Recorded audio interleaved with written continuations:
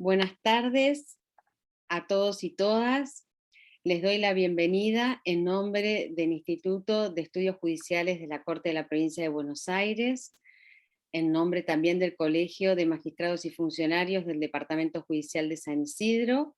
en su persona el doctor Giglio, y también la Asociación de Mujeres Juezas de la República Argentina, quien nos preside la doctora Aida Tarditi, quien pide disculpas por no poder estar en este evento, atento que tenía otras cuestiones también, hay muchas conferencias. Darles entonces, decirles buenas tardes y contarles que este evento lo organizamos para conmemorar el Día Internacional de la Eliminación de la Violencia contra la Mujer, que fue la semana pasada, que lo instituyó en 1999 Naciones Unidas por la muerte de la dominicana Minerva Mirabal, de 34 años, y sus hermanas, quienes fueron asesinadas el 25 de noviembre de 1960. Por ello es que convoqué a la doctora Joana Faliero. Buenas tardes, Joana, muchas gracias por colaborar siempre con nosotros y tener la grata presencia tuya y el honor de escucharte. Así que bueno, hoy nos convoca, el título es La eliminación, perdón, la violencia de la mujer online y un camino hacia su erradicación. Y voy a decirles que la doctora Joana Faleiro es doctora en Derecho en Protección de Datos Personales por la Universidad de Buenos Aires, especialista en Derecho Informático, directora del programa de actualización en Data Governance, Data Compliance, Infosec y Ciberseguridad, de la Facultad de Derecho de la Universidad de Buenos Aires, consultora internacional y directora de Faliero Attorneys at Law, autora de 4 libros y diversos artículos sobre dichos temas. Así que bueno, los voy a dejar con Joana, que así nos habla de toda la eliminación que todas las mujeres seguimos padeciendo aún en los medios digitales, en este contexto que vino desde más que con la pandemia se agudizó el uso. Así que Joana, gracias.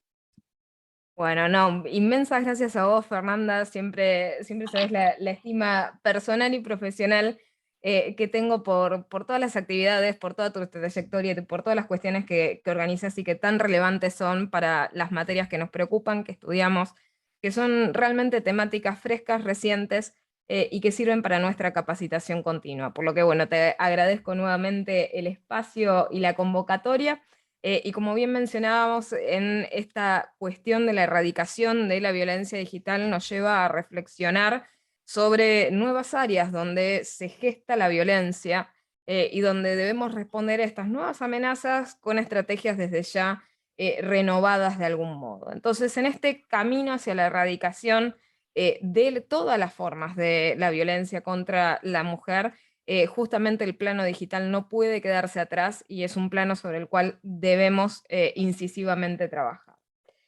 En este sentido, este ecosistema digital en el cual nosotros estamos inmersos se ofrece obviamente como un nuevo escenario donde se plasma la violencia de género digital, o sea, en este nuevo campo de relacionamiento que constituyen las tecnologías de la información y la comunicación. Hay cada vez más nuevas formas, como decirles, o modalidades del ejercicio de la violencia online. A medida que nos relacionamos también de maneras novedosas, también existen nuevas formas de los padecimientos de la violencia. En este sentido, ese panorama global que nos enfrenta es de las tecnologías de la información y la comunicación como generadoras, como fuentes nuevas de generación de violencia, donde las mujeres y las niñas son mucho más susceptibles como poblaciones hipervulnerables de sufrir en carne propia estas violencias, que en términos generales les impiden claramente el empoderamiento y el pleno disfrute de sus derechos humanos, su derecho a la dignidad, a la concreción de sus proyectos de vida, a la calidad de vida, a la libertad de expresión, a la libre circulación de las ideas, a la protección de su dignidad, de su integridad, de sus datos personales, de no ser objetos de injerencias arbitrarias en sus vidas privadas, en el acceso justamente a la justicia. Y como bien mencionabas de manera muy precisa con esto de la pandemia del COVID-19, esto estalló, es decir, se incrementó muchísimo con la digitalización forzada a la cual fuimos absolutamente todos y todas arrojadas al ecosistema digital. Obviamente, las amenazas también se masificaron de una manera antes jamás vista. En este sentido, ¿qué panorama regulatorio enfrenta la violencia contra la mujer? Nosotros tenemos una ley, la ley 26485, sobre protección integral para la prevención, la sanción y erradicación de la violencia contra las mujeres en los ámbitos en los cuales se desarrolla y todas las relaciones interpersonales de las mismas. Esta fue sancionada, ¿sí?, en el año 2009, es una ley de orden público, por lo tanto es indisponible, es decir, de más está decirlo en este espacio, pero creo que hay que resaltarlo. ¿Y cuál es el objeto de esta regulación de la ley 26485? Tanto la promoción y garantizar la eliminación de la discriminación entre las mujeres y los varones en todos los órdenes de la vida, el derecho de las mujeres de vivir una vida libre de violencia, el asegurar a las mujeres las condiciones aptas para que se pueda sensibilizar, prevenir, sancionar y erradicar todo tipo de discriminación o de violencia contra ellas en todos los tipos de manifestaciones que tienen en todos los tipos de ámbito. El desarrollo también de políticas públicas de carácter interinstitucional en contra justamente de la violencia contra las mujeres, remover estos patrones socioculturales absolutamente negativos, el sesgo que existe presente en la sociedad, justamente la repetición de esos patrones hegemónicos que sirven como apoyo de estas cuestiones discriminatorias y que sostienen intergeneracionalmente esa desigualdad de género y las relaciones de poder que existen sobre las mujeres. Luego también asegurar lo que es el acceso a la justicia de las mujeres que padecen violencia, esto es fundamental. No solamente el entender que el derecho necesita un sustrato desde el carácter sustancial, sino también una herramienta procesal para que las mujeres podamos defender nuestros intereses a nivel judicial, también que encontremos asistencia. La asistencia integral de las mujeres que padecen violencia también es una temática absolutamente capital a los efectos de generar medidas, como decirles, de apoyo, de contención, que sean especializadas en las cuestiones relativas a la violencia.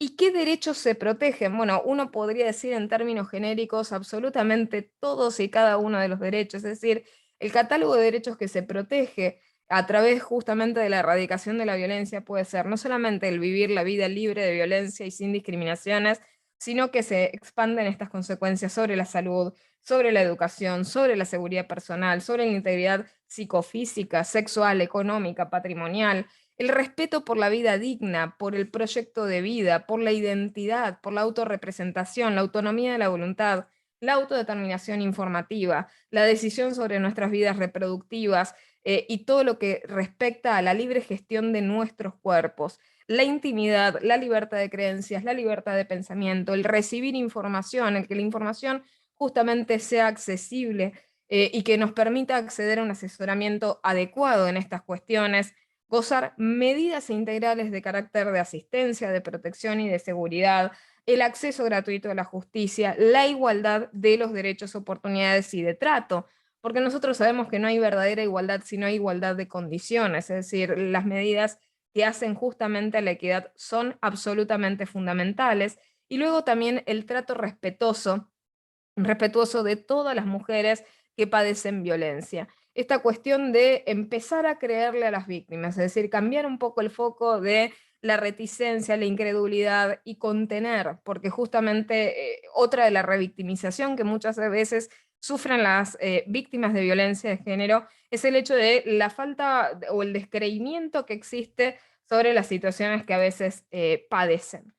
¿Y qué definimos por nuestra ley de violencia? ¿Qué entendemos como violencia contra las mujeres? O sea, entendemos toda conducta, ya sea por acción o por omisión, basada en razones de género que de manera de carácter directo o indirecto, tanto en el ámbito público como en el ámbito privado, basado en una relación desigual, o sea, basado en relaciones de carácter asimétrico de poder, se afecte la vida, la libertad, la dignidad, la integridad física, psicológica, sexual, económica o patrimonial, la participación política, como así también la seguridad personal.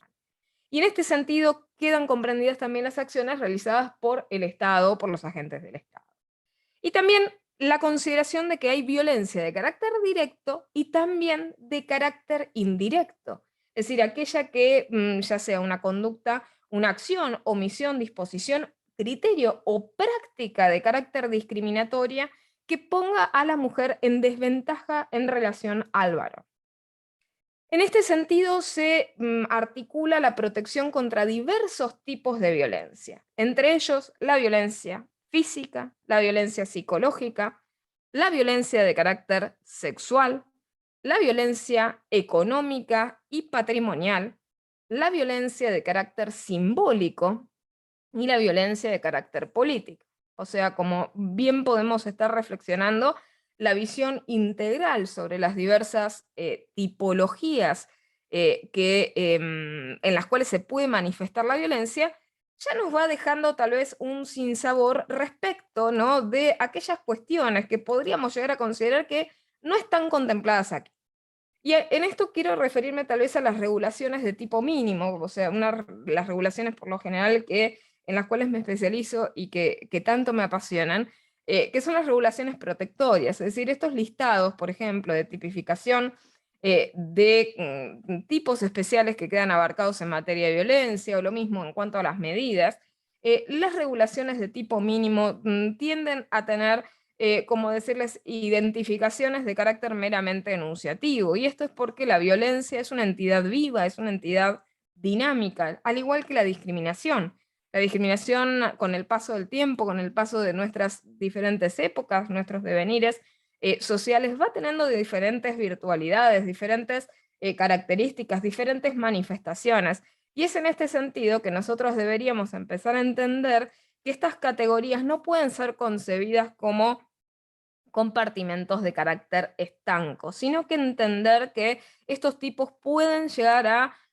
generarse en otros ámbitos, pueden surgir nuevas tipologías de violencia, tal como es la violencia digital que sufre la mujer. Entender que la discriminación también es una entidad variable que va evolucionando con nuestras sociedades y que muchas veces las cuestiones que tal vez en un momento histórico no se consideran discriminatorias, luego devienen en discriminatorias, y así vamos superando y vamos girando en el engranaje de la discriminación, pero la discriminación parece que nunca se va y que por lo tanto cobra nuevas entidades, nuevas formas, nuevos disfraces.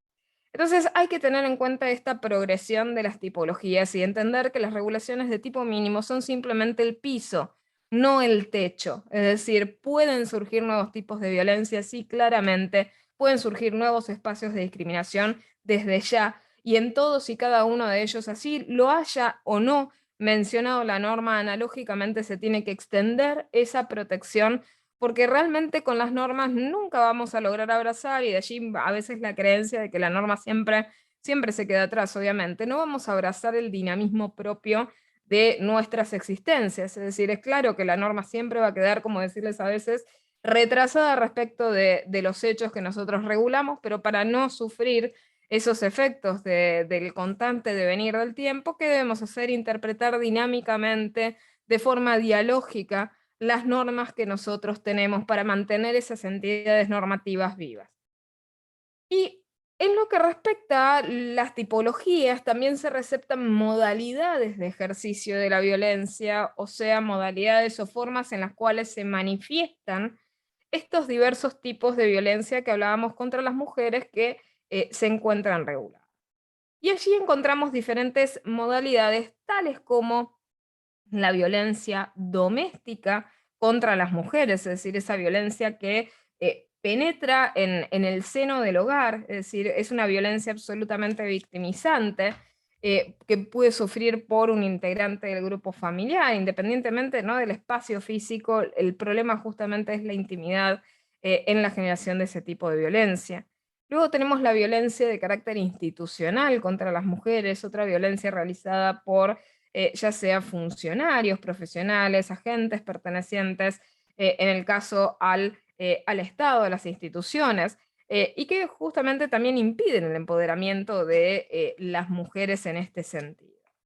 Luego también tenemos la violencia laboral contra las mujeres. Vaya violencia si la conocen absolutamente todas y cada una de las asistentes. La violencia laboral contra las mujeres es algo muy presente, o sea, la discriminación de las mujeres en los ámbitos de trabajo públicos o privados que obstaculizan obviamente el acceso al empleo, la contratación, el ascenso, las diferencias obviamente en los ingresos. Es decir, nosotros vemos cuestiones de inequidad en materia laboral de forma absolutamente permanente y que se está buscando de alguna manera reducir, erradicar progresivamente, pero lo cierto es que está presente entre nosotros. Lo mismo la violencia contra la libertad reproductiva, es decir, nosotros hemos tenido un reconocimiento, la interrupción legal del embarazo voluntaria. Lo cierto es que siempre se ha intentado avanzar sobre los cuerpos de las mujeres, sin perjuicio del posicionamiento que tengamos sobre estas cuestiones y las perspectivas desde nuestras tal vez percepciones o concepciones éticas. Lo cierto es que la violencia reproductiva se ha ejercido sobre nuestros cuerpos desde antaño. Y en este sentido, la vulneración de nuestros derechos como mujeres de decidir libremente y responsablemente nuestros embarazos, nuestra capacidad reproductiva, nuestra conformación de nuestro plan de vida y demás, tiene que ver con también el reconocimiento de nuestra autodeterminación, de nuestra autonomía de la voluntad y de nuestro respeto por nuestra dignidad humana como seres humanos, como individuos. Luego tenemos la violencia obstétrica, o sea, una tipología justamente, una manifestación de la violencia en los espacios médicos, o sea, que justamente revictimiza, y esto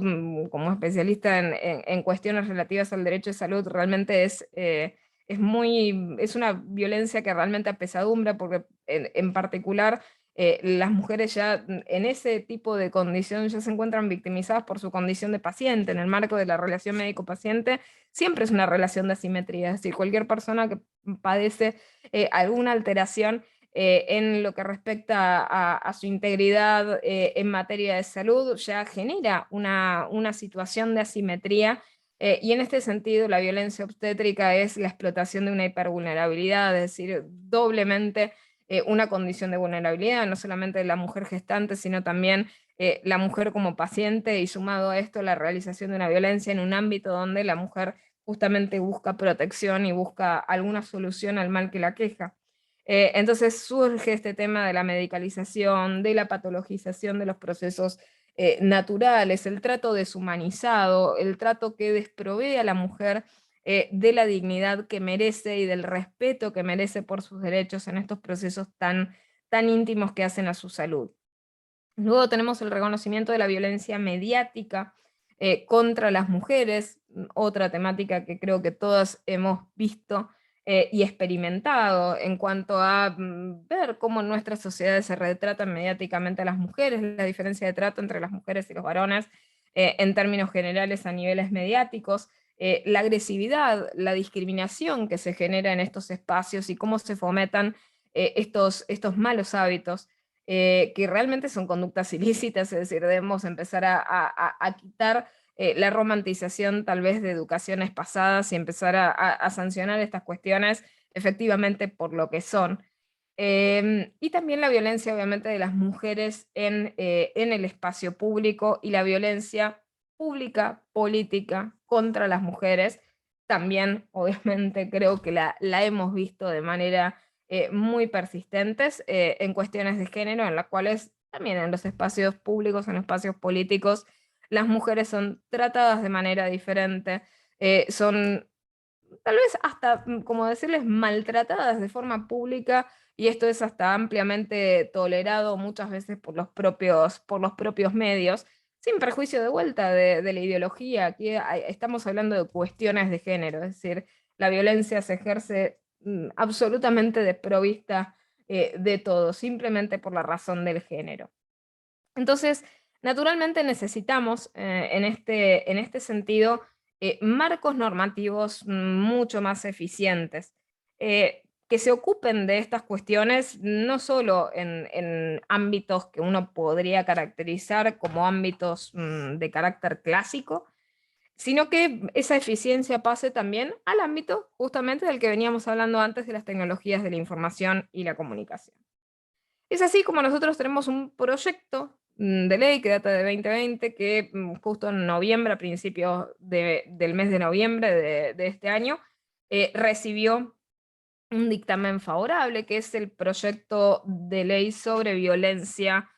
digital, que incorpora el inciso G al artículo 6º de la ley que acabamos de comentar, que es un proyecto de la senadora Valverde, ¿no? ¿Cómo define la violencia digital? Aquella violencia, ¿no?, que es ejercida contra las mujeres por medio de la tecnología, y dice violencia digital o en línea, aquella que mediante el uso de tecnologías de la información y la comunicación, plataformas de internet, correo electrónico, mensajes de texto, redes digitales o cualquier otra modalidad digitalizada por el que se obtenga, distribuya, difunda, exhiba, reproduzca, transmita, comercialice, oferte, intercambie o comparte imágenes o videos reales o apócrifos de contenido sexual íntimo de una o varias mujeres sin su consentimiento, que tenga como fin atentar contra la integridad, dignidad o intimidad de las mismas y o causar daño psicológico, económico, sexual o moral, tanto en el ámbito privado como en el público, a ellas como a sus familias. Y a su vez lo que incorpora también en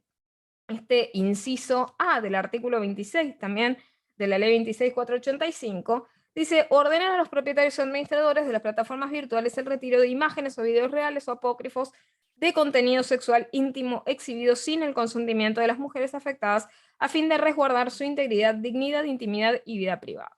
Vemos que en este caso la violencia digital está definida, obviamente, como esa violencia que les mencionaba previamente a nivel introductorio, como aquella ejercida contra las mujeres por medio de las tecnologías, y en cuanto a las acciones a erradicar, establece específicamente la erradicación de esta cuestión que también obviamente aqueja de manera persistente a las mujeres en los medios digitales, que es la difusión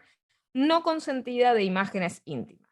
Sobre este tema también voy a volver luego con el tema de la discusión sobre la terminología, porque más de una vez seguramente ustedes aquí en la audiencia deben haber escuchado o oído hablar de esta figura a través del vocablo de porno venganza o revenge porn. Es un vocablo inadecuado, a mi entender, y a entender también de muchas especialistas en el área, sobre todo porque cuando hablamos de pornografía estamos hablando de una industria lícita, o sea, de una actividad que no es ilícita, sino que está en el marco justamente del ejercicio de la industria lícita, la libertad de expresión, es decir, no hay ninguna postura sobre oponerse justamente a la pornografía, pero aquí no hay pornografía. No hay una distribución no autorizada de pornografía, lo que se están distribuyendo son imágenes íntimas sin con el consentimiento debido del titular del dato de esas imágenes. Es decir, si hubiera pornografía, hubiera habido consentimiento para la difusión o la distribución de ese tipo de imágenes en el caso de que fuera ese tipo de actividad. Por lo tanto, colocarle tal vez algunas de estas cuestiones, lamentablemente, nombres efectistas por el hecho de que tal vez llega, ¿no?, llega o atrae más o causa más morbo, tampoco ayuda específicamente a este ecosistema para liberarnos de la violencia, para liberarnos de los simbolismos, es decir, la difusión no consentidas de imágenes de las mujeres, y tomarlo como equivalente como porno es de vuelta a tener una falaz creencia de que todas somos actrices porno y que evidentemente cuando enviamos una imagen íntima, ya sea a través de sexting, o a través de cualquier práctica que tiene que ver con nuestra libertad de expresión, en definitiva estaríamos consintiendo ese tipo de actividad, y lo cierto es que no tiene una cosa que ver con la otra, simplemente se utilizan vocablos que son efectistas, y que hacen justamente que se viralicen un poco más estas cuestiones, sin preocuparse sobre el sustrato de fondo que existe en estos temas. Y por otra parte, también en cuanto a este proyecto que les estaba mencionando, hay alguna cierta visión, como decirles, medio limitativa, en lo que respecta a cómo se puede ejercer online esta violencia. Y aquí es para preguntarnos retóricamente a todas y cada una de nosotras si realmente solamente la difusión no consentida de imágenes íntimas es la única forma que nosotras tenemos de sufrir violencia online. Y en el fondo tenemos una lista mucho más ancha que solamente sufrir este tipo de cuestiones. A nosotras online muchas veces nos hostigan, nos persiguen, nos amenazan,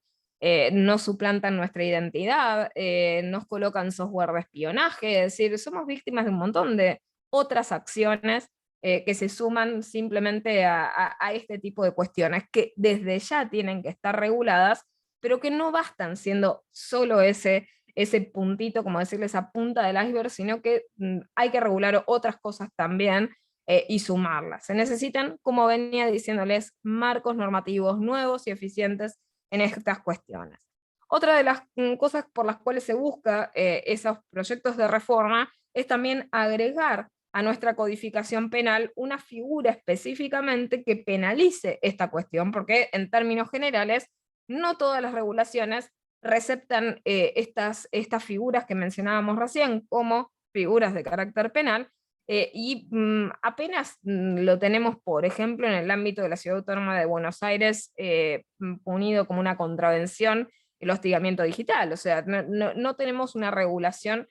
omnicomprensiva a nivel nacional de estas cuestiones. Y lo que se busca con ese agregado, ¿sí?, del 128 bis es también fijar una penalidad para aquellas personas o sea, una penalidad que fije entre 3 a 6 años de prisión si difunde sin autorización de la persona obviamente afectada cualquier tipo de imagen, grabación de naturaleza sexual que sean producidas en el ámbito de la intimidad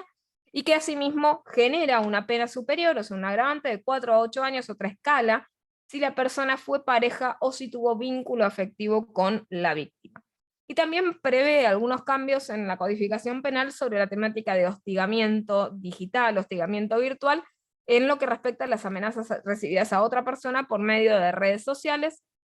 y este agregado o esta modificación en lo que sería el Código Penal no distinguiría entre víctimas mujeres u hombres, sino que protege a ambos obviamente por igual. La inspiración de este proyecto que les estoy señalando, del 2020, que hace poco, en principios de mes, recibió ese dictamen favorable, se inspira en este caso de México, que justo Fernanda bien les mencionaba anteriormente, la inspiración de la ley Olimpia sobre la ley contra el acoso digital. Esta es una reforma legal que tuvieron obviamente en México, que penaliza hasta 6 años por difundir imágenes de contenido íntimo y sexual sin el consentimiento de la persona implicada, y se considera en este sentido, en el marco de la ley Olimpia, una violación a la intimidad sexual divulgar, compartir, distribuir, publicar imágenes, videos o audios de contenido íntimo sexual de una persona mayor de edad sin su consentimiento.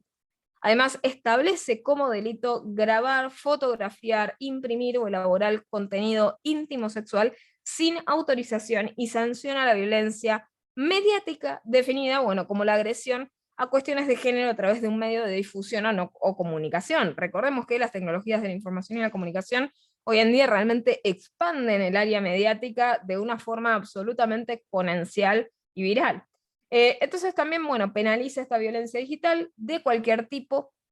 y esto se expandió obviamente a lo largo y ancho de todo México. A partir prácticamente de 19 de los 32 estados ya tienen una legislación estatal específica contra lo que es el abuso digital, y en este sentido nosotros obviamente hemos encontrado inspiración en este tipo de regulación. Asimismo, hay otros proyectos, es decir, no es este el único proyecto. Hay un proyecto de ley de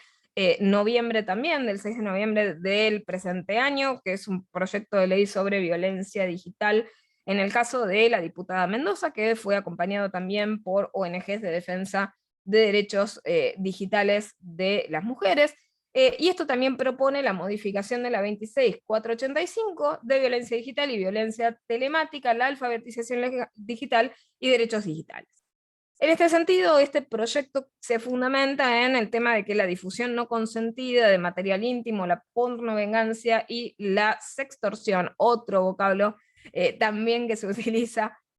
para estas cuestiones, que para mí no son del todo adecuadas. O sea, para mí no deberíamos estar hablando de pornovenganza o sextorsión, sino que hablar las cosas por su nombre. Es decir, en el caso estamos hablando de difusión no autorizada de imágenes íntimas, extorsión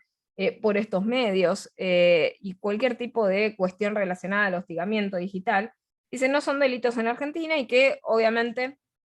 apenas, como les mencionaba adecuadamente con el tema de Cava, en el marco de la Ciudad Autónoma de Buenos Aires, son contravenciones penadas absolutamente de forma baja, y por eso desde el apoyo de las agrupaciones feministas y también del Congreso se busca modificar la ley de protección integral de las mujeres para que incluyan en este texto la violencia digital y la violencia telemática. En este sentido, se busca, por un lado, modificar la ley de violencia de género, incorporar la temática de violencia digital y la telemática como una forma del ejercicio, la violencia digital entenderla como un tipo de violencia contra y hacia las mujeres, y reconocer también los derechos digitales de las víctimas de violencia digital a los efectos justamente que puedan ejercer judicialmente la defensa de sus intereses. En este sentido, el proyecto de ley de 2021 tiene un pronunciamiento respecto del proyecto de 2020 en el sentido de diferenciarse de ese otro proyecto que ha recibido dictamen favorable, en el sentido de que se sostiene que este proyecto tal vez tiene una visión un poco más, como decirles, omnicomprensiva, ¿no? O integral de la temática, entendiendo no solamente la difusión no consentida de imágenes.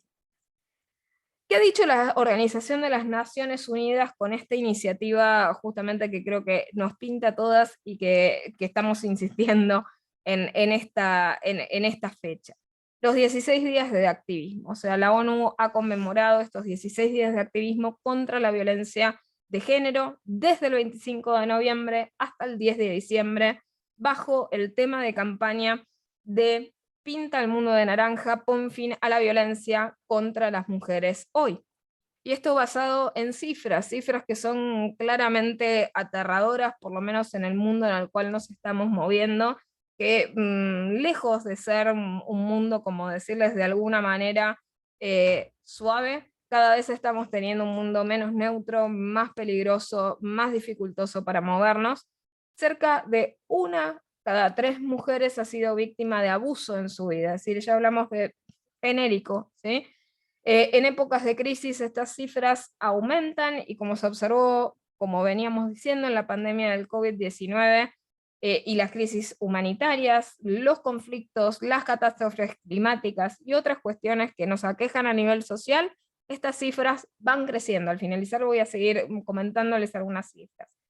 Entonces, si bien esa violencia de género se ha generalizado, hay que reconocer que nada es inevitable, la violencia de género no es inevitable, puede y debe evitarse, es nuestra responsabilidad trabajar en la evitación de estas formas de la violencia, en proponer hacia su erradicación, como veníamos diciendo, y para poner fin hasta a esta, como decirles, pandemia también de la violencia de género, hay que empezar por cambiar como decirles, ciertos hábitos, ciertas cuestiones personales que nos generan justamente a veces ciertas cuestiones que nos llevan hacia el descreimiento, como venía diciéndoles antes. Hay que empezar a creerles a las víctimas, a adoptar estos enfoques integrales e inclusivos que aborden estas causas más profundas, que transformen en serio las normas sociales que son nocivas y que genuinamente permitan a las mujeres y a las niñas empoderarse en sociedad. En conjunto, si todos trabajamos de manera interdisciplinar, intersectorial, interinstitucional, vamos a lograr de alguna manera empezar a eliminar la violencia de género, prestando servicios esenciales, cuestiones que hacen específicamente a estas cosas y que obviamente sirvan para centrarse en las víctimas, que son las que requieren ayuda,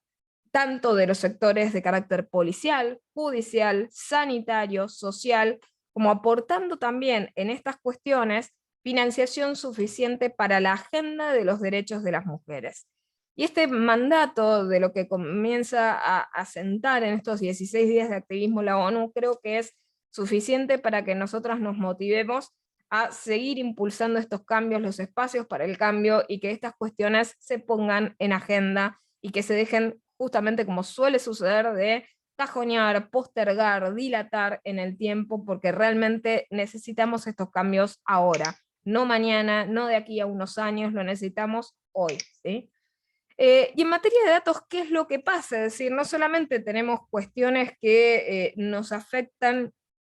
por el lado de la discriminación en los espacios físicos, como veníamos hablando en los espacios virtuales, también los datos se constituyen en otra herramienta de poder y de sublimación de las mujeres y de las niñas. hay nuevos desafíos en materia, obviamente, como venimos hablando en otros encuentros, a la protección de nuestros datos personales, a nuestra privacidad, a nuestra intimidad, a nuestra autodeterminación informativa en línea. Y en este sentido también todas las aplicaciones que nosotras mujeres utilizamos muchas veces tienen algoritmos, y los algoritmos reproducen cuestiones que son discriminatorias en nuestra sociedad, y en este sentido pueden generar mayores inequidades, mayores desigualdades. Estamos sumergidas en sociedades que son dataístas, que son algoritmocentristas, que se basan en nuestro perfilamiento masivo, sistemático, que generan hipervigilancia sobre todas y cada una de las cosas que nosotros hacemos, y en este sentido debemos empezar a comprender que necesitamos también nuevas respuestas contra la violencia que se ejerce institucionalmente a través de nuestros datos. Es decir, también los datos son mecanismos de poder, ¿sí? Y cuestiones sobre las cuales se ejerce dominación, ¿sí? Entonces tenemos que empezar a entender que estas cosas tienen que cambiar, en particular porque a medida que nosotras vamos perdiendo cada vez más espacios de nuestra privacidad, de nuestra intimidad, de nuestra autodeterminación informativa, es absolutamente dificultoso volver a ganar esos espacios, volver, como decirles, a recuperar esos bienes jurídicos extraviados. Entonces, entender que el sesgo algorítmico de género, que es lo que yo refiero justamente como problemática central en la aplicación de todas estas cuestiones de procesamiento avanzado de datos, que hacen uso de algoritmos, los algoritmos tienen sesgo, ¿sí? El sesgo algorítmico genera efectos de carácter discriminatorio que por lo general son subestimados. Y claramente en nuestro ámbito de las mujeres y de las niñas se subestima el efecto de la discriminación y la extensión de la discriminación con la utilización. Entonces, nadie niega que, de hecho, en el ámbito de la economía digital, la explotación de los datos de las mujeres y de las niñas son justamente tal vez los datos lucrativos de mayor valor en esa comercialización de los perfilamientos publicitarios, de datos y demás. Por lo tanto, para la economía digital, si bien no nos cuidan en lo digital, nuestras interacciones, nuestros clics valen comparativamente más que los de cualquier usuario promedio. Entonces, en este sentido, nuestros datos valen mucho, y se nos vulnera de manera sistemática en cuanto a las prácticas abusivas que existen respecto del tratamiento de nuestros datos. En ese procesamiento de datos se genera un trato absolutamente indigno, propio del 8 bis de nuestra ley de defensa de los derechos de los consumidores y de los usuarios, porque nos coloca en situaciones vergonzantes, intimidatorias, vejatorias, y esta parametrización que nosotros podemos caracterizar de manera automatizada genera daños, o sea, hay algo natural de la generación de daños sobre el perfilamiento por la vulneración a nuestro consentimiento expreso e informado de aquello por lo cual se nos perfila, y nadie nos cuenta genuinamente cuál va a ser el efecto final de ese perfilamiento, es decir, los efectos proyectados de las consecuencias negativas sobre nuestro perfilamiento y sobre la discriminación que se puede generar en consecuencia de utilizar estas técnicas de procesamiento son absolutamente expansivas sobre todas las áreas de nuestra vida. Es decir, podemos tener un montón de derechos de nuestro catálogo de derechos vulnerados por estas. ¿Y qué identificamos nosotros por violencia de género digital? O sea, cuando entrecruzamos el área de los datos personales y la violencia de género, ¿qué cuestiones se nos vienen a la mente? La primera de ellas es la suplantación de identidad, o sea, cuando alguien utiliza o falsifica la información personal a través de la creación de perfiles falsos para diversas actividades y o delitos, que busca obviamente atentar contra la dignidad, la integridad de una persona. En este sentido, esta suplantación de identidad obviamente nos afecta en muchísimos, muchísimos planos, desde nuestra integridad, desde lo económico, desde lo personal. Solamente las personas que han sufrido una suplantación de identidad han visto, como decirles, el gravísimo terror que nos causa y del descontrol que nos causa en nuestras vidas haber sido víctimas de este tipo de acciones. O sea, en una suplantación de identidad, la persona pierde el control prácticamente sobre todo, es decir, puede tener daños a su integridad patrimonial, puede tener daños a su integridad personal, a su dignidad, absolutamente inmanejables y muy replicables sobre el ámbito desde lo digital. O sea, pensemos la facilidad que tienen los victimarios en reproducir el daño y revictimizar justamente a la víctima de estas cuestiones y reproducirlo de manera, como decirles, infinita. Una de las cuestiones que hay que destacar en el tema de por qué se multiplica la violencia en el ámbito digital o por qué las amenazas son tan palpables, a pesar de la virtualidad, es que la inmediación con la víctima se convierte en algo prácticamente instantáneo. Es decir, la víctima está a un clic de distancia. Pensemos que en el caso de suplantación de identidad o de la generación, por ejemplo, de perfiles apócrifos, ¿cuánto le toma a cualquier persona, y esto simplemente sin herramientas que faciliten esto, cuánto le toma a cualquier persona realizar un perfil falso en una red social? ¿Cuántos segundos puede llegar a tomarles realizar un perfil apócrifo? Y multipliquen esto al infinito, es decir, cualquiera puede generar cualquier tipo de perfil, duplicar las imágenes, puede imitar, suplantar, buscar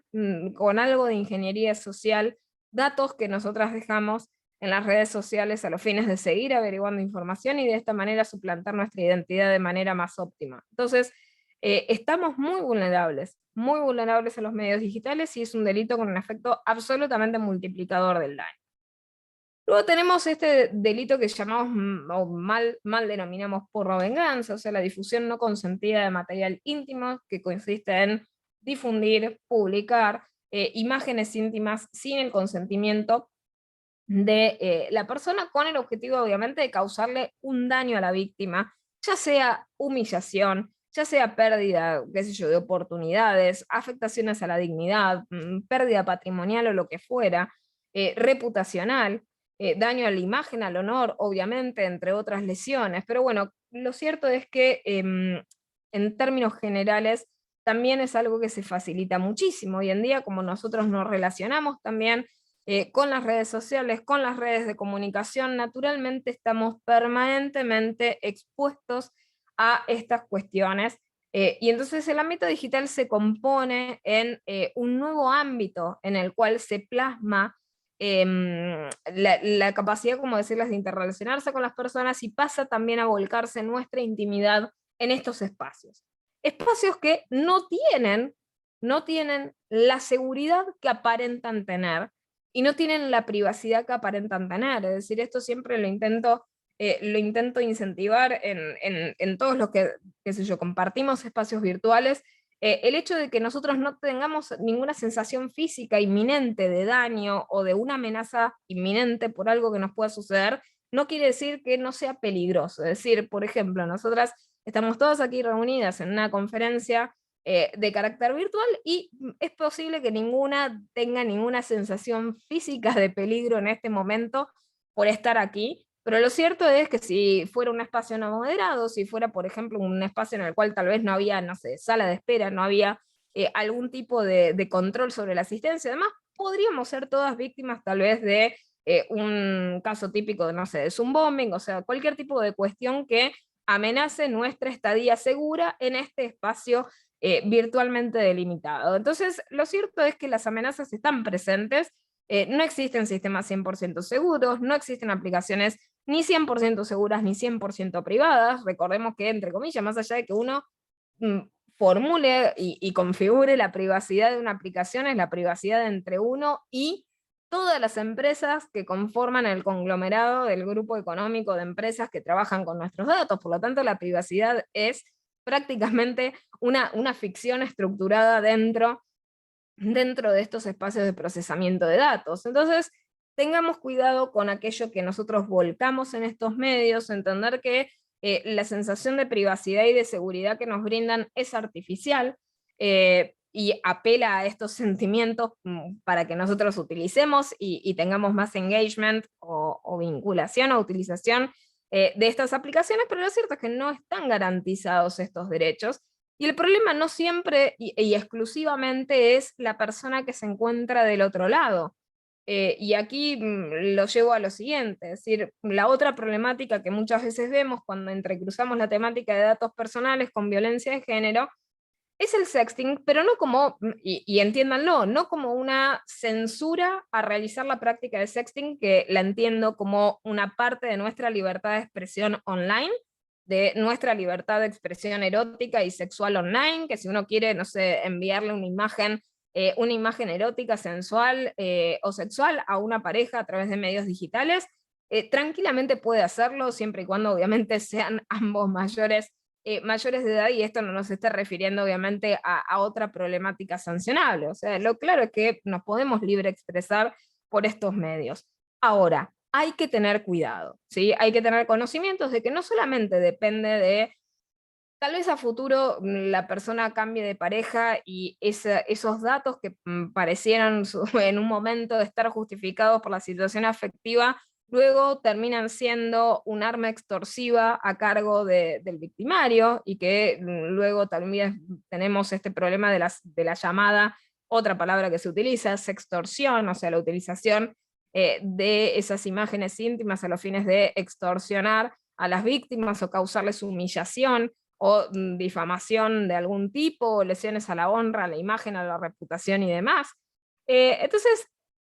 a veces el problema viene con quién nos habíamos vinculado, pero también pueden venir de mano de terceros. Y esto es porque nosotras tal vez no tenemos la conciencia de que esos datos dejan, como decirles, dejan traza en nuestros dispositivos y en los dispositivos de terceros. Es decir, no solamente deja traza en la persona a la cual le enviamos la foto, sino que tal vez esa persona se le avería el celular, caso típico, va a un lugar para reparar el celular y de golpe esas imágenes íntimas entran, ¿sí?, en dominio de un tercero que nosotros desconocemos, y que pueden también inyectarlas, como decirles, a la infósfera de alguna manera, por internet, difusión no consentida también de ese material íntimo que ese tercero se hizo por el hecho tal vez de vulnerar, obviamente, la confianza de la reparación que se le solicita al dispositivo. Lo cierto es que si la imagen no está encriptada de alguna manera y la persona logra hacerse con la misma, bueno, la difusión puede ocurrir. Entonces, no siempre estamos en control exactamente de aquello justamente que nosotros divulgamos. Entender que la intimidad también es un poco, como decirles, un acuerdo, una convención prácticamente ficcional en el caso. O sea, es decir, nosotros creemos que estamos enviando una imagen íntima y que solamente va al receptor y solamente se queda en el receptor. Lo cierto es que el efecto expansivo puede ser mucho más grande, y el problema está también en la perdurabilidad de los datos informáticos. Es decir, cuando uno se pelea, esos datos informáticos no se borran, es decir, no desaparecen por arte de magia, y si del otro lado tenemos intenciones espurias, claramente tienen una herramienta para molestarnos en nuestras vidas. Y molestarnos, vaya de qué forma, es un eufemismo, una forma más suave de referirnos a estas cuestiones que pueden ser absolutamente lesivas y conculcatorias de nuestros derechos más íntimos, más personalísimos. Y en este sentido, bueno, entender que también podemos realizar estas cuestiones, tal vez no privarnos solamente, no tener tal vez una postura antitecnológica en el sentido de prohibir el sexting. Obviamente cualquiera del área de data privacy o de las cuestiones que yo practico diría, bueno, no realices sexting. ¿Qué recomendaciones diría? Bueno, no descargues aplicaciones de citas por el tipo, ¿no?, de datos que pueden llegar a recolectar sobre uno, y sobre todo porque puede haber terceros que estén merodeando en esos espacios y que justamente no tengan las mismas intenciones benévolas de uno, y que pueden ser absolutamente riesgosos para nuestra integridad física. Pero bueno, ese es un consejo extremo. Tal vez si tuviera que operar sobre un consejo intermedio sería, por ejemplo, realizarlo con mucho cuidado. Es decir, si uno utiliza aplicaciones de citas, tener mucho cuidado con qué datos vuelca,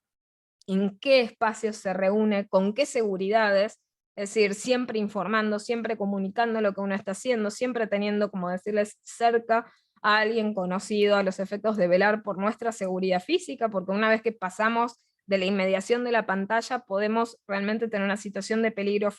físico inminente. Y en lo que respecta a sexting, no es absolutamente autocensurarnos, pero tal vez realizar justamente sexting de manera más inteligente, o realizarlo de manera, como decirles, de alguna forma privada. Y esto significa anonimizando, ¿sí? No pasando imágenes, por ejemplo, y son consejos en general, no pasar imágenes con rostros, no pasar imágenes con algún, como decirles, algún signo absolutamente identificatorio. Ejemplo, tener cuidado con el tema de lunares o algún tipo de signo que nosotros sepamos que de nuestra imagen nos identifique de forma unívoca, de manera tal que no tengamos ninguna afectación por ese tipo de prácticas, si es que luego se desvirtúa la finalidad para la cual nosotras hemos enviado esa foto o esa imagen. Pero estos son recomendaciones, ¿sí? Recomendaciones y que realmente se pueden seguir, se pueden mejorar, se pueden optimizar, pero lo cierto es que las amenazas siguen existentes, lo hagamos o no lo hagamos, ¿no? Con estas, como decirles, con estos cuidados, con estos reparos, las amenazas existen, y muchas veces, más allá de que uno realice sexting o no realice sexting, tenga o no tenga imágenes íntimas grabadas, filmadas, etcétera, sufre hostigamiento virtual de igual manera. Y muchas veces se utiliza, por ejemplo, imágenes que ya se tienen en público simplemente para generar esos perfiles apócrifos. Por lo tanto, para los atacantes realmente les es muy fácil hoy en día, con las redes sociales que se tienen, con los medios virtuales que tenemos, hacerse, ¿sí?, de datos de las víctimas. Es muy fácil. O sea, piensen cuando realizan una búsqueda con cualquier nombre de nosotras, pueden hacerse de imágenes, pueden hacerse de datos identificatorios. Si tenemos un perfil público, pueden mirar cuáles son nuestros contactos y cercar un poco cuál es nuestro entorno social. Entonces, es muy fácil para aquellos que buscan realizar alguna suerte de ataque en este sentido, buscar datos de las víctimas, porque están allí. Están a plena superficie y a plena luz del día, sin necesitar nada más que buscarlo, mirar, tener algo de inteligencia, ¿no?, realizando esa búsqueda. Y luego tenemos una problemática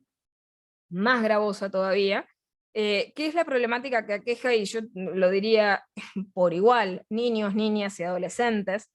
que es la temática de grooming y la explotación, justamente que lleva a este abuso sexual de niños, niñas y adolescentes, y a la generación de material sobre la explotación sexual de niños, niñas y adolescentes, también mal llamado pornografía infantil. Porque jamás, jamás un niño, niña, adolescente puede consentir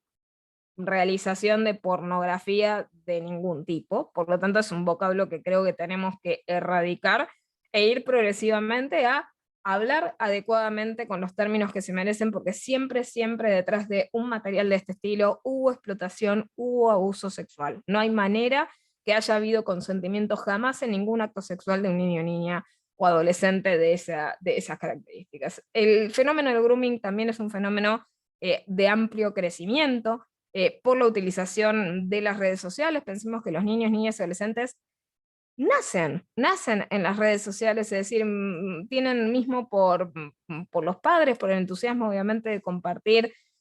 los nacimientos, por ejemplo, tienen perfiles desde antes de nacer, es decir, la primera información que muchas veces se vuelca en las redes sociales de los niños, niñas y adolescentes son las ecografías, las fotos intrauterinas de los niños, niñas y adolescentes. Y uno dice, bueno, ya ahí directamente estamos volcando, ¿no?, un dato de carácter sensible, y de allí en adelante tenemos las fotos de los bebés, las fotos de los niños en edad de escolarización, la foto del primer día de clase, del cumpleaños, del festejo, del egreso, del viaje,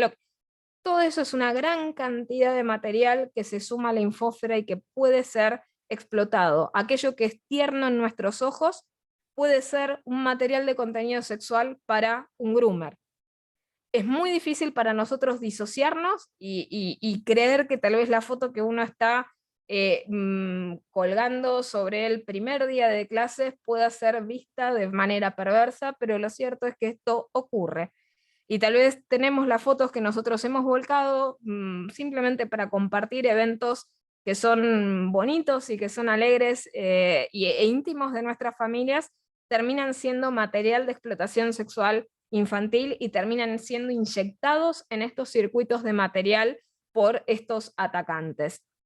Aparte, otro fenómeno particular es que la temática de grooming también crece porque justamente los niños, niñas y adolescentes están metidos en la sociedad de información, hacen uso de las redes sociales, tienen perfiles sociales, es decir, desde edades muy tempranas. Nosotros lo escuchamos con redes sociales que tal vez utilizan de manera mucho más abocada a ciertos públicos, como ser, qué sé yo, las redes sociales de TikTok, Instagram, algunas Pinterest, algunas que solamente no, tal vez están más abocadas a esas poblaciones de edad más pequeña. Y lo cierto es que tienen muchas vías de acceso los atacantes, los groomers, a los niños, niñas y adolescentes, en este sentido, explotando esa hipervulnerabilidad, buscan vincularse con ellos a través de las redes sociales, buscan establecer alguna suerte de relacionamiento de carácter íntimo y una relación que en el fondo es de carácter extorsivo. Muchas veces se les solicita a los niños, niñas y adolescentes la provisión de imágenes de carácter íntimo, luego se los amenaza frecuentemente de que algo les va a suceder tal vez a sus familiares, a sus seres queridos, o que se los va a humillar si es que ellos le cuentan a algún adulto aquello que ellos están sufriendo. Y obviamente esos atacantes, esos malhechores, no solamente buscan relacionarse a través de las redes sociales, sino lo que en última instancia están procurando es un encuentro sexual con el niño ni adolescente. Es decir, por eso también en muchas discusiones respecto de la tipificación del delito de grooming, que está incorporado en nuestro Código Penal, existen quienes no apoyan esa tipificación porque entienden al grooming como un acto preparatorio, es decir, como un acto introductorio a lo que sería el abuso sexual de los niños, niñas y adolescentes. Y lo cierto es que estos atacantes no siempre tienen, como decirles, una sola víctima, de allí la importancia fundamental de denunciar estas acciones, porque en particular los atacantes tienen no solamente una víctima en la mira, tienen muchísimas, una gran cantidad múltiple de víctimas en diferentes estadios, como decirles, de seducción y de generación de esa vinculación o de ese relacionamiento, lo que es absolutamente peligroso, y de allí la importancia de, por un lado, la relación de confianza que tengamos con nuestras niñas, con niños, adolescentes también, porque en esa confianza se va a basar que algún día ese niño, niña, adolescente acuda a nosotros comentándonos: me está pasando esto en las redes, estoy hablando con X y X me solicitó tal cosa y me está hostigando. Y tener esa confianza para poder establecer justamente un vínculo responsable con nuestros niños, niñas y adolescentes, protegerlos en las redes de estos peligros y tener la capacidad también de, habiéndonos enterado de un evento de estas características, proceder a denunciarlo, porque tal vez por nuestra denuncia estamos salvando más de 20 otros niños, niñas y adolescentes que se encuentran en iguales condiciones y en diferentes estadios de la misma figura delictiva. Entonces, como vemos, es muy amplio el ámbito de los datos personales con la violencia de género. Y la explotación también, y ahora pasando al ámbito de la discriminación, la explotación de los datos de género, también con los efectos discriminatorios que esto puede generar. Nosotros claramente ya entendemos que los datos de género para nosotros en nuestro ordenamiento son datos sensibles, y es muy necesario, y esto lo insisto hace años, que me parece muy relevante que nosotros modifiquemos la definición que tenemos en particular sobre la idea de los datos de género como datos sensibles, porque tenemos que empezar a trabajar sobre la expansión de la definición de los datos sensibles, entendiendo de que puede haber nuevos peligros directos e indirectos de la explotación de datos que tal vez nosotros desprotegemos y que de alguna forma también pueden causarnos exactamente el mismo peligro que si habláramos de un dato sensible. Por suerte con el género no tenemos esta lucha de perseguir la inclusión del mismo, porque por lo menos al final de esa enumeración, que yo entiendo como no taxativa de qué constituyen datos de carácter sensible, hablamos de los datos referidos a la orientación sexual.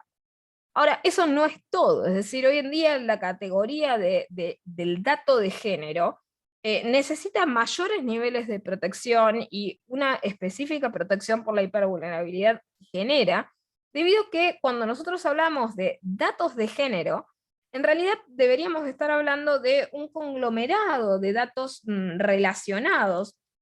específicamente que hacen, por ejemplo, a cuestiones de sexo biológico, al género, a la identidad de género, a la orientación sexual que tenemos, al rol de género, a nuestra expresión de género. Entonces, todo procesamiento que revela directa o indirectamente estas categorías debe ser especialmente protegido. En lo que respecta, obviamente, a la consideración, en el caso de los consumidores hipervulnerables, el género es una de esas aristas de hipervulnerabilidad hoy día consideradas. También surge y aflora este problema de la explotación de los datos de género con fines, por ejemplo, de carácter publicitario, las orientaciones de políticas basadas en género, del perfilamiento de género con fines explotativos, con fines comerciales, y esto cómo se logra, y me lleva a volver a lo anterior que venía introduciéndoles. La explotación con los algoritmos. Los algoritmos sirven para perfilar, para procesar esas grandes masas de datos, y son, como decirles, grandes masticadores de datos. O sea, el algoritmo es una fórmula que sirve para realizar algún tipo de, como decirles, de cálculo, de detección de patrón, algún tipo de instrucción específica, pero para el desarrollo de esa instrucción necesita alimentarse con datos. El algoritmo puede estar en sí mismo mal diseñado y contener ya, como decirles, un sesgo discriminatorio de género intrínseco. ¿Por qué? Porque justamente ¿quiénes son la mayoría de los que diseñan los algoritmos? Y por lo general, hombres, ¿sí? Cis. Entonces, ya tenemos un modelo bastante heteropatriarcal del diseño de los algoritmos, a lo cual agregamos el set de datos que alimenta los algoritmos, que obviamente son set de datos que reflejan la realidad heteropatriarcal que también tenemos en nuestra sociedad. Entonces, esa orientación muchas veces de, como decirles, del caso de la utilización y de la explotación de estos datos en orientaciones, por ejemplo, de consumo basada en género, genera consecuencias discriminatorias en materia de género de forma abrumadora y absolutamente expansivas del daño. Entonces, en esa conjugación del género y del perfilamiento. Perfilar basado en datos de género es práctica abusiva. Debemos entender de una vez por todas que esto constituye una práctica abusiva conforme al 8 bis. De que la generación es innegable del trato indigno, de la revictimización, del trato discriminatorio que genera el perfilar conforme a datos de género, porque esto causa parametrizaciones de carácter abusivo que genera daños. Y nosotros en nuestro sistema ya entendemos que los daños deben ser prevenidos, que si nosotros identificamos una fuente de carácter dañoso, debemos mitigar ese daño y prevenir que se agrave. Entonces, creo que es una responsabilidad, y en el marco también de esta lucha que realizamos y que plasmamos en este encuentro, está plantar la idea de que hay que erradicar estos identificadores basados en datos de género y en datos relacionados para también permitir la optimización de alguna forma de nuestro consentimiento informado y nuestra autodeterminación informativa que tenemos nosotras como mujeres, es decir, que no se nos perfile en función de la explotación de nuestros datos de género, con todo lo que implica el dato de género, que es una multidimensionalidad que antes no concebíamos. Antes género era femenino, masculino, hombre, mujer. Hoy en día significa mucho más. Ya salimos del binarismo y estamos realmente en un universo de realidades que deben ser todas y cada una de ellas igualmente respetadas e igualmente contempladas. En este sentido, bueno, deberíamos prohibir la condición general de discriminación por razón de género, también con la utilización de técnicas de análisis algorítmico. En ese sentido, debemos prohibir la discriminación de género algorítmica, no debemos subestimar los efectos que tienen. En proporción, como decirles, si miramos los sesgos de género en los algoritmos, realizan una amplificación de la discriminación en el ámbito digital. Realmente son el gran, como decirles, el gran proyector, el gran micrófono de los daños discriminatorios en el ámbito digital, potencian esos efectos y encima los potencian porque los algoritmos carecen de contexto y carecen de sensibilidad. Y no tienen capacidad de reflexividad. Es decir, a diferencia de nosotros, que con el paso del tiempo podemos al menos reflexionar y cambiar nuestros pareceres, los algoritmos no tienen esta capacidad. Y plasman la discriminación en todas las aplicaciones, plataformas, intermediarios, buscadores, todo lo que nosotros utilizamos en el mundo digital tiene sesgo algorítmico cuando utiliza este tipo de técnicas, y lo cierto es que nosotros debemos trabajar en erradicar estas cuestiones porque esa discriminación algorítmica, volviendo a lo que veníamos hablando al principio de la charla de hoy, se puede integrar esa violencia digital, esa discriminación digital con otras dimensiones discriminatorias. Ejemplo, la etnicidad, la salud, la economía. Es decir, vamos viendo cómo esa,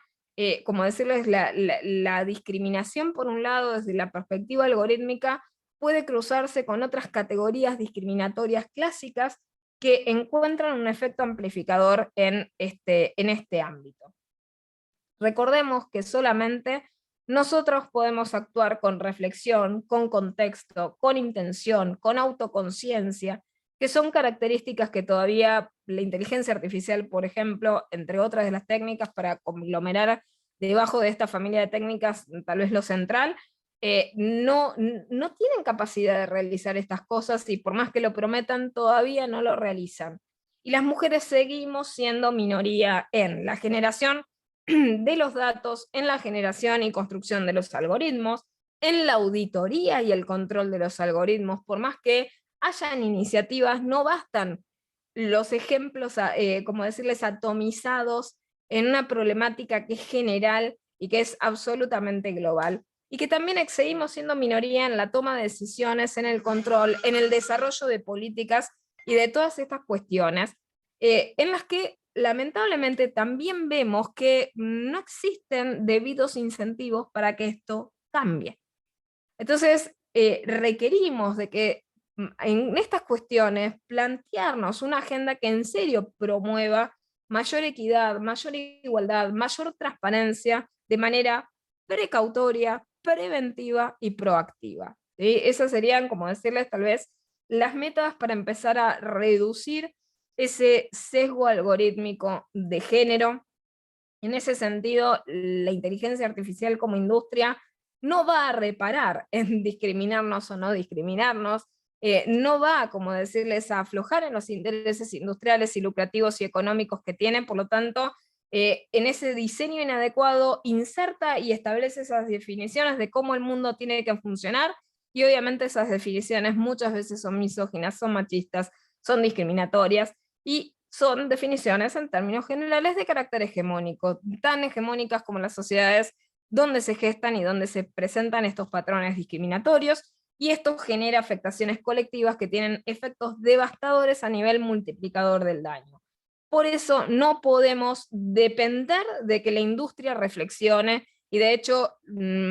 tal vez impartirles una advertencia. Sospechen aún más cuando la industria diga que ha reflexionado y que lo ha corregido, porque está muy claro que aquellas cosas que son inevitables van a intentar disfrazarlas en lo que se denomina data ethics washing, artificial intelligence washing, o sea, buscar que de alguna manera el bálsamo de la ética de los datos corrija todos estos errores de manera mágica, sin la debida transparencia y sin la debida auditabilidad. Entonces, tengamos cuidado cuando de golpe aparece el lobo vestido de cordero y nos dice: ahora los algoritmos son igualitarios, ahora los algoritmos no discriminan, porque es muy posible que esté disfrazando una realidad que no es tan así.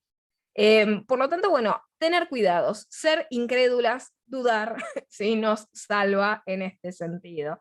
Y promover, obviamente, una mayor igualdad, entender que los algoritmos no vienen a rescatarnos, es decir, van a reestructurar y van a generar esa replicación de las estructuras opresivas preexistentes de manera automatizada, que van a reproducir esos esquemas raciales, imperialistas, heteropatriarcales de los cuales ya venimos padeciendo y que van a seguir reproduciéndose por la reproducción de los esquemas de esos datos, y que el sesgo algorítmico en el fondo es una temática absolutamente inevitable que no podemos, como decirles, esconder. No se puede tapar el sol con las manos, el sesgo algorítmico es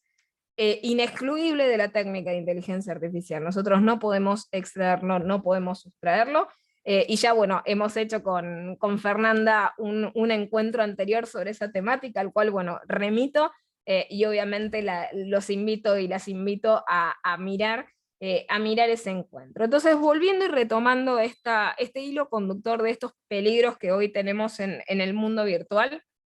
cada vez tenemos, además, más vigilancia electrónica, por lo tanto también hay cada vez más aporte de nuestros datos, en lo que respecta a cómo se plasma, tal vez a nivel horizontal, de quienes compiten o quienes se encuentran como provisores de servicios en los medios digitales, cada vez hay mayor centralización y monopolización de servicios, de plataformas, de aplicaciones digitales. Hoy en día llamamos de hecho a la economía digital la economía de apps, o sea, más allá de que estamos en la era de datos, todo pasa por aplicaciones. Descargaste la aplicación tal, pasás por tal aplicación, bueno, las aplicaciones sirven para intermediar. Ahora, el rol de esos intermediarios está empezando a tener una importancia capital en cómo fluye la información online, en cómo vemos los datos, en cómo interpretamos nuestra realidad. De allí que esta centralización provoca el mismo efecto que vemos que provocaría tal vez la monopolización de medios, que es la generación de barreras de ingreso cada vez más altas en los ecosistemas digitales. El mundo virtual, entonces, para las mujeres y para las niñas, no genera espacios que sean ni seguros del todo, ni mucho menos neutros. Entonces, por un lado tenemos estas amenazas de la algoritmización, de la utilización de inteligencia artificial en cualquier cuestión, el no tener en cuenta los efectos devastadores del sesgo de género algorítmico, la multiplicación de esos efectos dañosos, eso por el lado, ¿no?, de los datos, del procesamiento de datos, del perfilamiento, por ejemplo, comercial, publicitario, y de cualquier otro estilo, es decir, porque esos algoritmos están metidos en la sociedad y pueden afectar el derecho de las mujeres y de las niñas de acceder a la educación, a la financiación, al crédito, a la vivienda, a la salud y a otras cuestiones básicas de nuestras vidas. Por lo tanto, son efectos realmente devastadores. Pero además los contextos digitales, y esto nos lleva tal vez al principio de la charla de hoy, son nuevas arenas donde se plasma la violencia, la agresión, la hostilidad online. Y con estas respuestas regulatorias de las que veníamos hablando, bueno, se busca dar alguna suerte de solución a estos problemas que tanto nos aquejan. Ahora, ¿qué nosotros, para hablar un poco más desde la perspectiva, o sea, de la experiencia personal, cómo se siente la violencia de género digital? O sea, por un lado podemos decir objetivamente que son agresiones de carácter psicológico que se realizan a través del uso de las nuevas tecnologías, pero que tienen características particulares, o sea, la sistematicidad de las agresiones, la serialización de las agresiones, la repetición, también sostenida en el tiempo, mancilla a las víctimas de violencia de género digital. Y esto tiene que ver con esto que mencionábamos hace un rato, de que estamos a un clic de nuestro agresor. Es tan fácil que el agresor llegue hacia nosotras y que de manera absolutamente instantánea pueda generar alguna forma de vincularse con nosotras o llegar a nuestros espacios íntimos o socioafectivos cercanos. Es algo absolutamente inmediato que pueden realizar de manera sistemática y sostenida en el tiempo, y mucho más si tienen herramientas para hacerlo. Es decir, si tienen, imagínense, un generador de perfiles apócrifos, pueden hacer cuantos se nos ocurran en contra de la víctima. Entonces, estas finalidades por las cuales se realizan estas acciones espurias pueden ser ya sea de discriminación, de intimidación, de vejación, de abuso, de dominación, de injerencia abusiva, solo por mencionar algunas, ¿no? Algunas de las finalidades, y todas ellas sin consentimiento, obviamente, de las víctimas, vulnerando la privacidad, la intimidad, la autodeterminación informativa, nuestro consentimiento, nuestra libertad, nuestro proyecto de vida, nuestra calidad de vida, nuestra dignidad, nuestro derecho a la honra, a la imagen y otras cuestiones. Ahora, esto se siente muy presente, es decir, más allá de que uno crea que por la inmediación espacial o temporal pueda sentirse esta amenaza menos vívida que una amenaza física, no es así. Es decir, las víctimas lo viven como algo muy, muy presente y tal vez solo quien ha sufrido violencia de género digital es capaz de expresar cuán invasivo ha sido esta tipología de violencia en sus vidas y para modular cómo ellas se vuelven a mover en las redes o en los espacios digitales. Y las acciones que sufren se realizan ya sea a partir del acoso, del hostigamiento, de la amenaza, de la extorsión, como veníamos hablando antes, de las suplantaciones de identidad, de la utilización de malware específico enfocado para perseguir a las víctimas de acoso o de hostigamiento digital, que es denominado bajo el género stalkerware, la manipulación de la información que sufren las mismas, el monitoreo, porque de vuelta, las víctimas pueden sufrir monitoreo de sus datos simplemente porque el victimario ha tenido acceso a un dispositivo móvil o a un correo electrónico, o porque convivían bajo el mismo techo y se ha hecho de las claves o los datos de acceso de las aplicaciones de la víctima. Por eso la importancia de mantener y preservar la privacidad, por ejemplo, de los accesos, de utilizar dobles factores de autenticación, de no dejar sesiones abiertas, de revisar nuestros dispositivos, de que los mismos estén encriptados, que no tengan, como decirles, capacidad de acceder de forma inmediata, sino que tengan un PIN, de que nuestro PIN solamente lo sepamos nosotras, y entender que ciertas cuestiones que muchas veces en estas relaciones de dominación, que tanto se tildan hoy en día con un vocablo bien suave, ¿no? Que es las relaciones tóxicas, en el fondo no hay ningún acto de confianza con el hecho de brindarle el dispositivo desbloqueado a la pareja, o el hecho de que compartir las claves o compartir los datos de acceso es como sinónimo de amor, o de confianza con el otro. Lo cierto es que es de manera irrestricta nuestros dispositivos, de que la confianza viene de otro lado y que esas relaciones simplemente son de dominación, y que pueden generar consecuencias muy fuertes y de daños psicológicos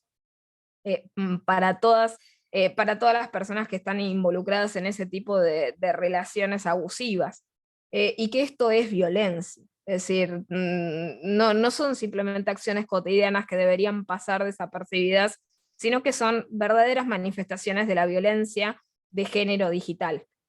Y que sufren obviamente las mujeres y las niñas. En el informe que tenemos de la ONU más reciente, las mujeres tienen 27 veces más probabilidades de ser atacadas en Internet. Este número no es pequeño, es decir, y puedo apostar que todas y cada una de las aquí asistentes han sufrido de alguna manera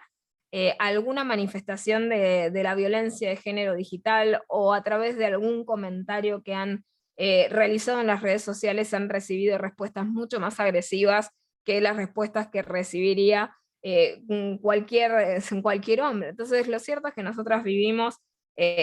permanentemente aquejadas por estas cuestiones de la violencia de género online. El abuso digital específico por la naturaleza que nosotros sufrimos ataca también más gravemente a las poblaciones hipervulnerables, o sea, como veníamos hablando antes de otros colectivos, no solamente los niños, niñas y adolescentes, sino también los colectivos LGTBIQ+,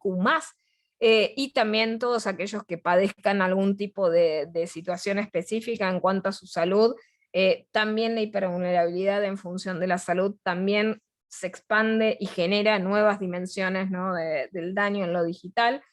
Y la sintomatología que sufren las víctimas, y de allí esto que decía de que se siente tan presente como el abuso físico, es similar al del abuso físico, sexual, doméstico. Las víctimas de violencia digital online sufren la misma ansiedad, la misma depresión, el aislamiento, la culpa, la autocensura, las sensaciones justamente de persecución o sensación de peligro, ataques de pánico. Es decir, se han visto sintomatologías que son absolutamente reales, y que reflejan simplemente, ¿no? La consecuencia natural de haber sido víctima de hostigamiento digital o de violencia digital online. Y desde la perspectiva de lo penal, todas estas acciones deberían ser consideradas como delitos informáticos, es decir, no deberíamos pensar solo en contravenciones, deberían estar verdaderamente considerados el hostigamiento digital, el acoso en las redes sociales, la suplantación de identidad, las amenazas y los ataques a la reputación, a la imagen, al honor, a la intimidad, los accesos indebidos, los ataques de diversa naturaleza que afectan a las mujeres y afectan a las niñas online. Y que tienen que obviamente tener esas regulaciones, como veníamos hablando al principio, eficientes, que justamente trabajen sobre estas áreas y que prevengan en serio estas cuestiones y que terminen por erradicar estas malas prácticas, estos malos hábitos que existen online y que terminen por erradicar la violencia de género digital. ¿Qué herramientas tenemos en el entretanto? ¿Qué cosas podemos hacer por nosotras entre medio que estos cambios ocurran? ¿Qué tanto estamos esperando y ansiando? Bueno, proteger nuestra privacidad digital, comprender que tenemos que redimensionar y valorizar nuestra privacidad y nuestra seguridad online, y propender a realizar cuestiones que nosotras caractericemos como de autodefensa digital de género. Entender que este medio digital es un medio, como veníamos hablando, es un medio peligroso, es un medio donde también los peligros a veces se disfrazan de características propias del ecosistema y que tal vez nosotros no notamos de manera inminente. Entonces, ¿qué tenemos que hacer? Tenemos que empoderarnos en los medios digitales, tenemos que regularmente actualizar nuestros dispositivos, tenemos que utilizar herramientas de seguridad y privacidad. Esto implica tal vez convertirnos de algún modo en, como decir, las usuarias avanzadas, de alguna forma de los medios digitales que nosotras utilizamos, tener, como decirles, control de la configuración de privacidad y de seguridad de nuestros dispositivos, no confiar absolutamente a nadie las claves, tener y utilizar doble factor de autenticación,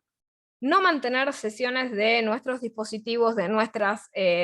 sesiones de chat, de redes sociales, redes de comunicación abiertas en cualquier dispositivo.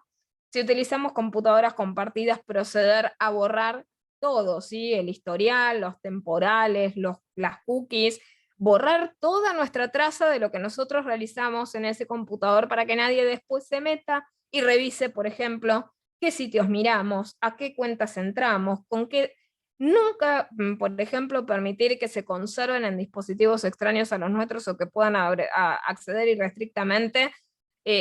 cualquiera que no sea nosotros, nuestras claves o nuestras sesiones automáticamente iniciadas. Este típico problema a nivel doméstico. Muchas veces las personas, por el hecho de confiar de que se encuentran en un espacio íntimo, dejan absolutamente todo abierto, y lo cierto es que tal vez eso termina perjudicándolos. Entonces, mantener justamente la gestión de nuestra seguridad, de nuestra privacidad, es capital. No implica mayor, menos confianza, el hecho de compartir las claves, y como les decía, ese tipo de exigencias de carácter extorsivo son manifestaciones de violencia simbólica y de violencia doméstica contra las mujeres. Por lo tanto, no debemos caer en ese tipo de pretensiones de carácter extorsivo. Por otra parte, tenemos que gestionar esas claves, contraseñas, actualizarlas periódicamente, como les decía, utilizar siempre doble factor de autenticación,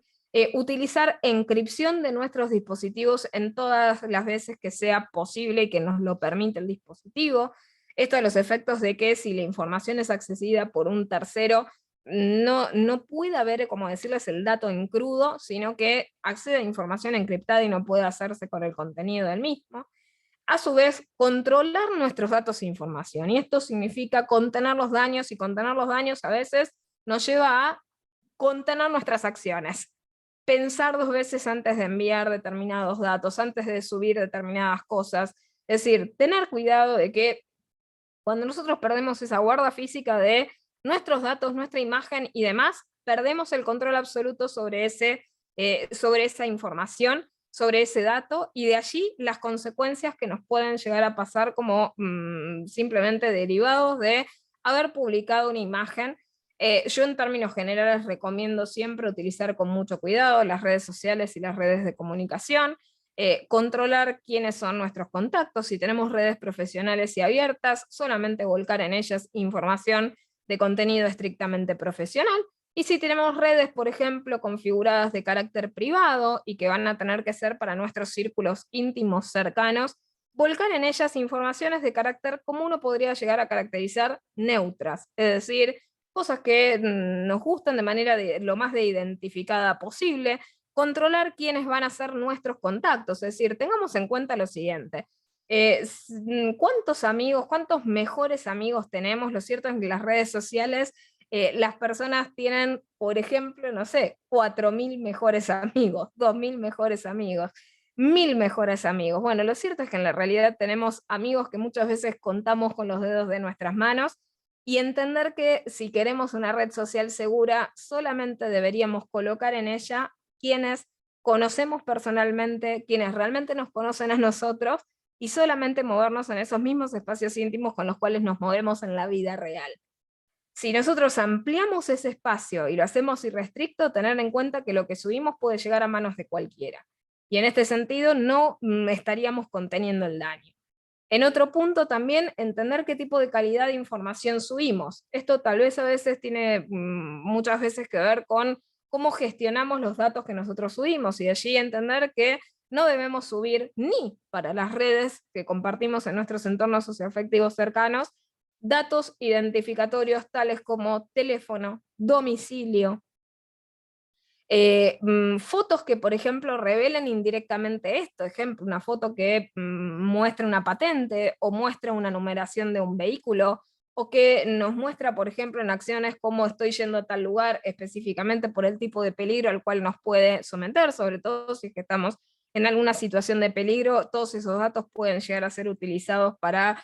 gestionar justamente el hostigamiento que sufre la víctima. Entonces hay que tener mucho cuidado con la información que se vuelca, y también obviamente con la información personal, con la gestión de la imagen. Y esto me cuesta obviamente decirlo porque puede parecer algo de autocensura, de no muestren imágenes,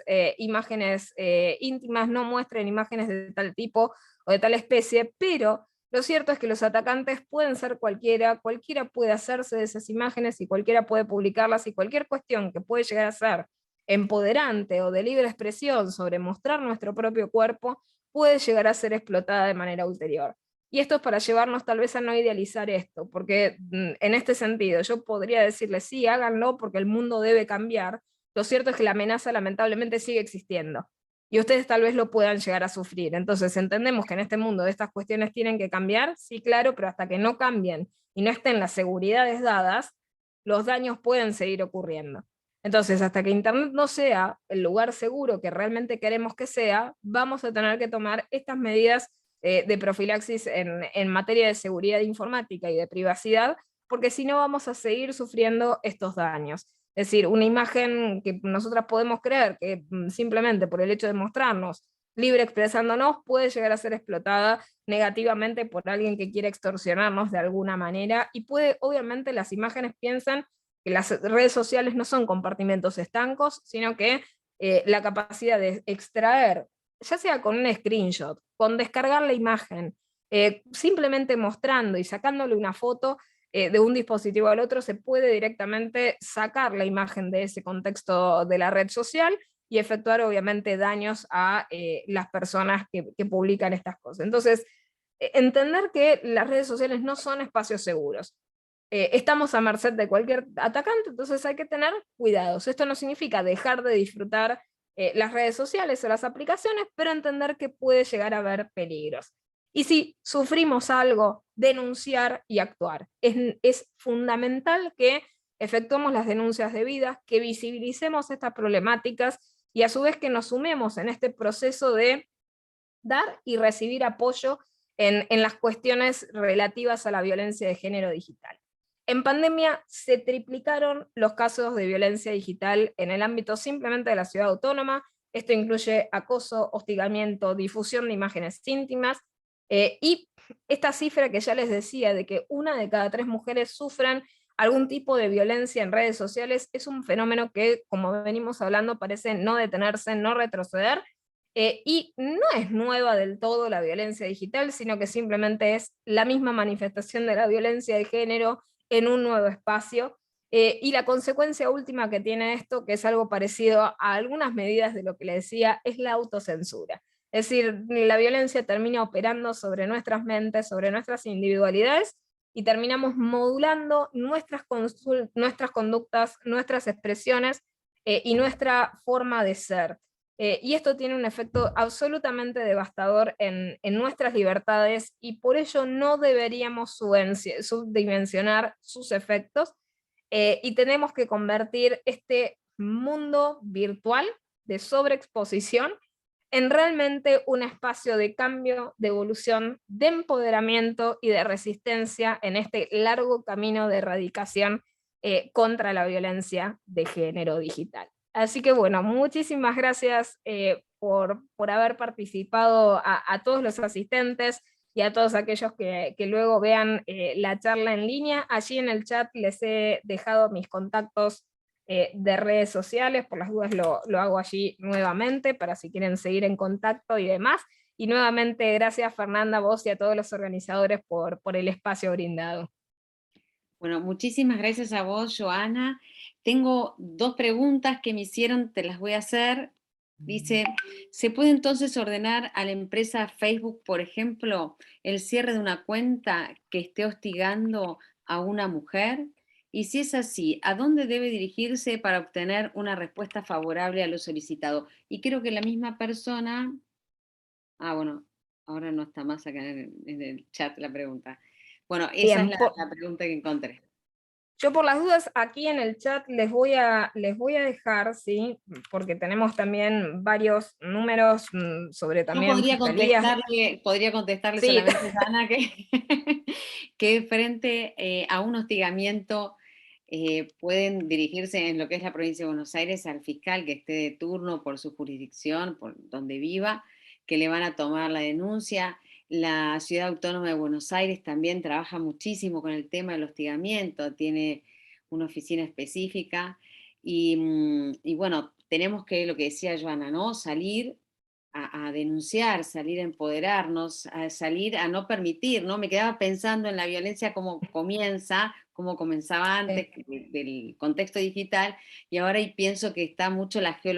geolocalización, viste, en los teléfonos, terrible. las parejas jovencitas, los adolescentes que quieren abrir el teléfono de uno y el otro, entonces cómo se viola, ¿no? La intimidad de las personas, lo que hace a nuestra dignidad, lo que vos hablabas de la autodeterminación y también un poco lo que vos decías de nuestra propia responsabilidad, porque también lo que hace la salud cuando estamos en el tema de una entrevista telemática médica, ¿qué es lo que queda en el servidor? ¿No es cierto? Que por ahí no quedó la imagen, pero queda nuestra voz, o no queda nuestra voz y queda la imagen. Entonces, ¿qué responsables debemos ser y nosotros mismos llamarnos a la reflexión de cuánta discreción debemos tener al momento realmente de poner datos cuando queremos averiguar algo, cuando vamos a una entrevista médica, ¿no? Todo el derecho a la intimidad, cómo nosotros mismos debemos aprender a cuidarlo. Totalmente. De acuerdo con lo que mencionaba Fer, y aquí en el chat les dejaba justo los datos Ah, complementarios buenísimo. de lo que estabas mencionando. Lo fundamental es denunciar.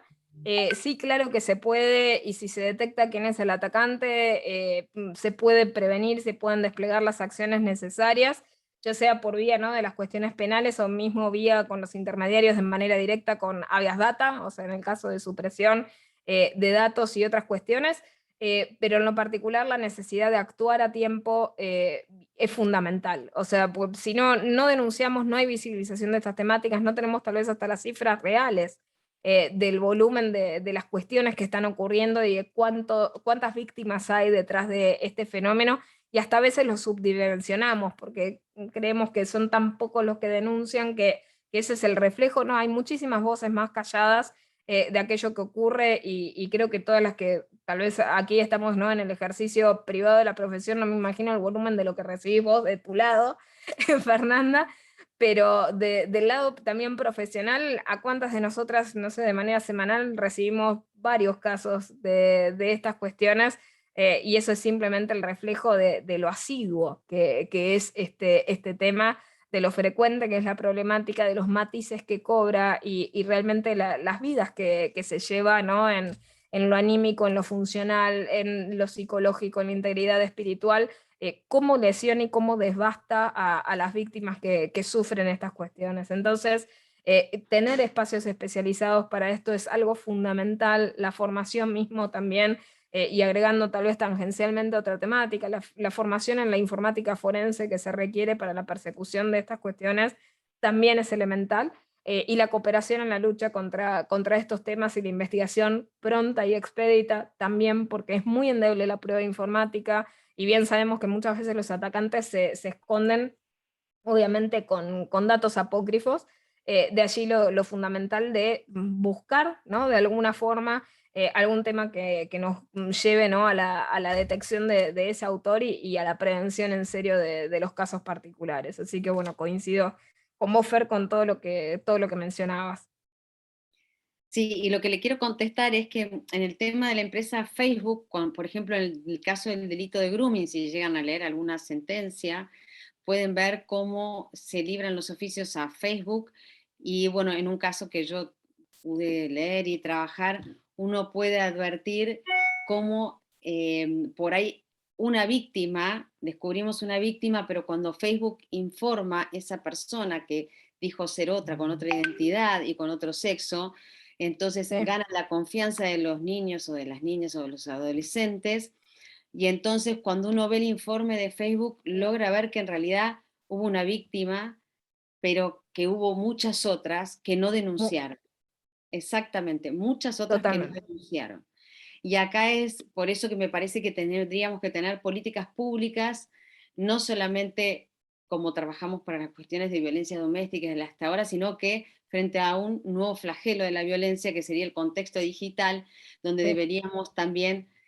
informar a las mujeres cómo hacer, y a los niños, a las niñas y a los adolescentes, cómo hacer para estar atentos frente a todo esto. Y tener otros talleres especializados para el tema del hostigamiento, porque tal cual vos lo decís, el daño que se causa, hay personas que terminan en terapia o con Sí. psiquiatras por esto. Sí, Así que sí, han bueno, habido intentos de suicidio, es decir, realmente tienen un efecto absolutamente devastador y como vos bien mencionás, esto afecta a todas las poblaciones expuestas, ¿no? A los medios digitales, y como decías, la pluralidad de víctimas que puede llegar a haber es simplemente tal vez encontrar una y, como vos te diste cuenta, tirar del ovillo y encontrar una madeja de víctimas que tal vez se callaron o que tal vez sufrieron y que todavía no se dan cuenta del proceso de victimización, algunas que están todavía descreídas, otras que no lo han denunciado por vergüenza. Hay muchas cuestiones, ¿no? que se meten en el medio de tal vez no proceder a la denuncia de estos fenómenos, y las víctimas calladas tal vez son el costo colateral más elevado y más triste que tenemos en estos ámbitos. Entonces, el hecho de que se actúe y se trabaje sobre las víctimas de manera expedita y otorgarles también espacios seguros a las víctimas es fundamental para que sientan confianza en el proceso y que sientan confianza de que puedan denunciar, sentirse contenidas, de que van a creerles lo que han sufrido y que van a asistirlas también integralmente en aquellos padecimientos que atraviesan, porque muchas veces las víctimas también se sienten muy solas y muy poco comprendidas en estas cuestiones, ¿no? Entonces es fundamental eso.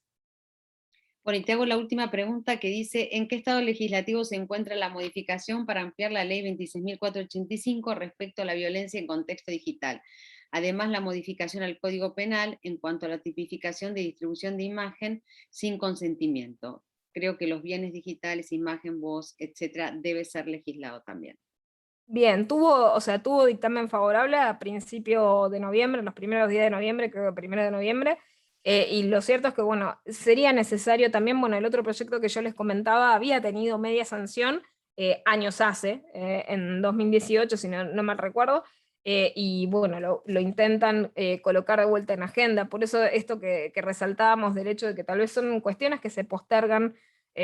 casi indefinidamente, y que son cuestiones que necesitan realmente un cambio expedito, sobre todo en el marco de lo que hemos vivido en la pandemia. Se notó la necesariedad absoluta de tener este tipo de regulaciones, en todos los ámbitos digitales, o sea, el ámbito digital creo que ha necesitado regulación en varias